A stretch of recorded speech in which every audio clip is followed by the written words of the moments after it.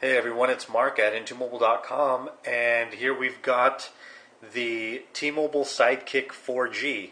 This is the next in the long line of sidekicks, which we pretty much thought was going to die out ever since it was announced that Sidekick services, the danger services, were going to be shut down completely at the end of May. But here we have another Sidekick, and this time it's running Android. So we're just going to take a quick look at the hardware here before we power this thing on. It's got the 4 buttons that you've grown used to having on a Sidekick, although of course these are a little different. We have a jump key here, home button there. It's a little house, looks kind of like a memory card. This Android menu button and a back button. We also have an optical trackpad here, a little optical button.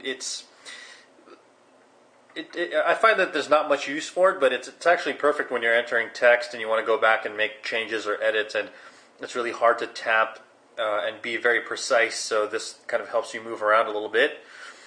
On the side here we've got a 3.5mm headset jack, volume rocker, and the power and standby button. Over on this side we have the micro USB port, which is protected with this little flap right there. Back on. And here we have a dedicated camera button. So on the back we have your speaker grill, and up top here we have a 3-megapixel camera with no flash, so you're definitely not going to be taking any super high quality pictures with that, but it does just fine, and it also records 720p video. And when you open this thing up, you'll notice this slides open actually.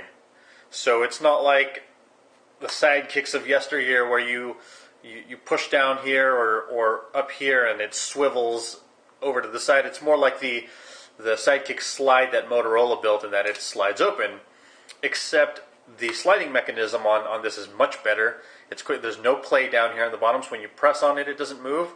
And when it's completely open, there's no play. There's really no play up here as well. It's pretty solid. And if you'll notice, it's also angled towards you. So when you've got it flipped open and you're kind of, sending messages here, browsing the web, it's angled at you very nicely. If you look at the back there, this comes in 2 colors. It comes in white and black. The white has this T-Mobile magenta coloring in the back, and I believe the black one has a silver back. So here we could take a little bit closer look at the sliding mechanism. So that's how it opens and closes there. When it closes, it's solid, and it doesn't wiggle or move around. And when you open it, see, that was pretty quick. It doesn't really move or slide around either. So it's really nice and solid. And then here we have the Sidekick keyboard, which is really famous for being solid. It's got good tactile feel. There's nice separation on it. And unlike some other Sidekicks in the past where you had one flat piece where each key was raised, and so it felt kind of mushy. This one actually has individual keys. So on a metal plate here, at least I think it's metal. It's brushed. It looks pretty nice. So it's a really nice keyboard. It's really nice to have a dedicated number row.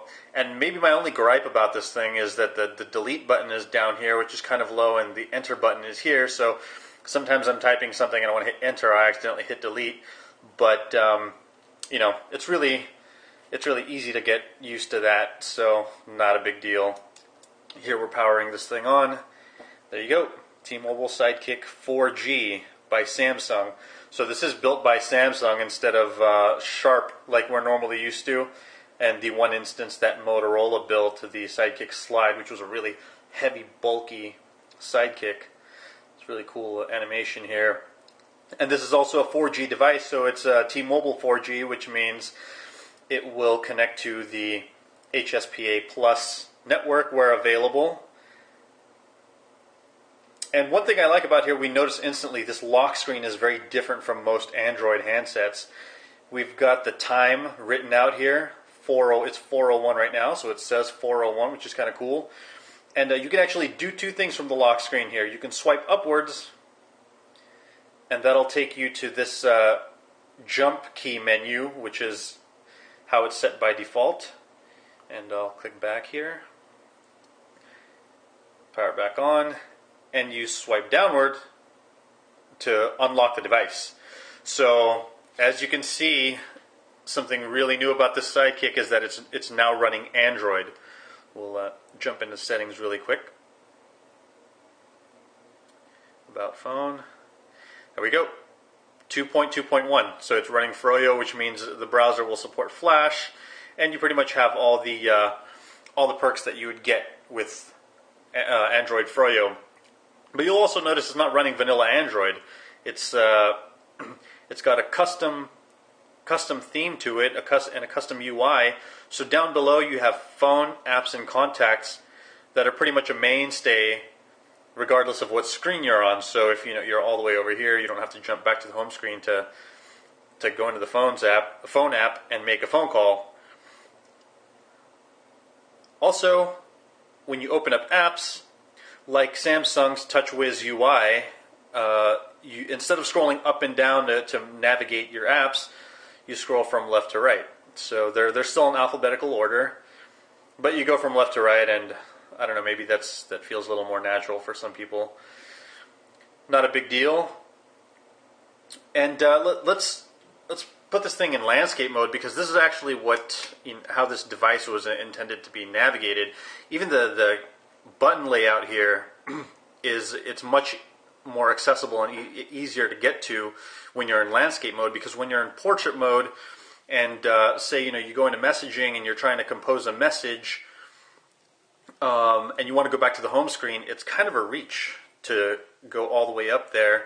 And I don't have the smallest hands, but it is really cumbersome to hit these buttons.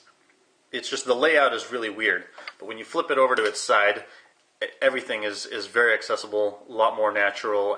The keypad's right here, so that's really cool. We'll take another look at the home screen really quick, actually.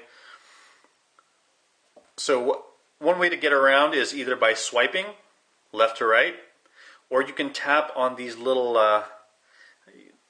getting a bit blurry there, these little indicators that show you what page you're on. So if you want to go to the first page, it's fine. You want to go straight to the middle, go home, that's fine. But you can also pinch the screen to bring up the 7 different window panes that you've got, and you can just jump from one to the other. Go from here, jump home. There you go.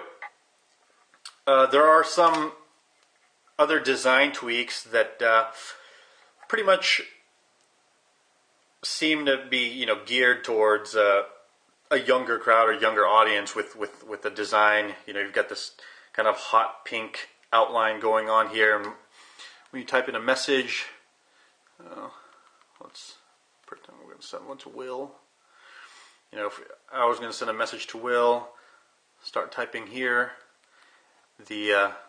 You've got the options down here to insert a picture, smiley your location, and then you can send your message there. So we're not going to bug him right now. Let's see, what else do we got here? There's group texting, which is a new app, and this works like other group texting apps that you download from either Android or if you've got an iPhone. You create your group, you hit create new group, you add in the members of that group and name it, and once you send out a message, it sends that message to every single member that's in that group. And the cool thing about that is if you're doing that via just regular text messaging, when somebody messages back, it might only hit you and nobody else knows what's going on. But here, whenever you send a message out to someone else, even if they're not using a Sidekick, when they respond, it CCs everyone else in that group.